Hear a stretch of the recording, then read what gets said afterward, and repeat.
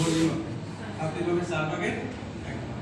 বুঝলাম পেলে এই যে সামনা পাড়া কতটুকু হবে সেই মাপে 4 ভাগের 1 ভাগ, সামনা গলা থেকে 4 ভাগের 1 ভাগ।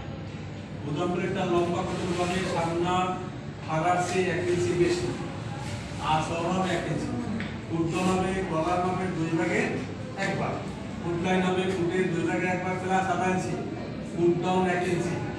বডি লাইন হবে বডির মাপের 4 ভাগের 1 ভাগ প্লাস 2 ইঞ্চি, আড়াই ইঞ্চি বেশি।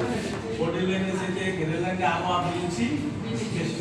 আর এখান থেকে নিচ থেকে 1 ইঞ্চি কাটিং দেব বা আধা ইঞ্চি 1 ইঞ্চি কাটিং দেব, কারণ কোনা বেরিয়ে যাবে।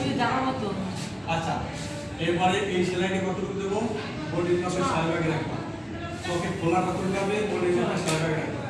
সেলাই হবে এই যে সেলাই। তারপরে এই পকেটটা কত লম্বা হবে বডির মাপ আছে কত অর্ধেক 2 ইঞ্চি বেশি, 2-3 ইঞ্চি। চল হবে আড়াই ইঞ্চি, 3 ইঞ্চি, 3.5 ইঞ্চি। তারপরে এখান থেকে কাটিং হবে, এটা কাটিং কত হবে 1 ইঞ্চি বেশি। তারপরে এটাও পকেট খোলা, এই যেখানে চামড়া থাকবে না এটাও কতটুকু হবে বডির মাপের 4 ভাগের 1 ভাগ। আর থলি কতটুকু হবে 4 ইঞ্চি 5 ইঞ্চি।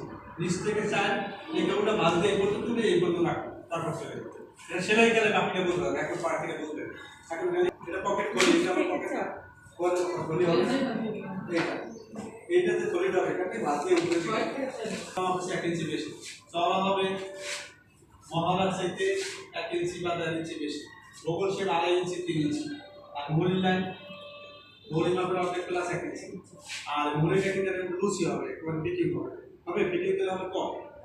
2 বাদে 4 পার 2 পিস কাজে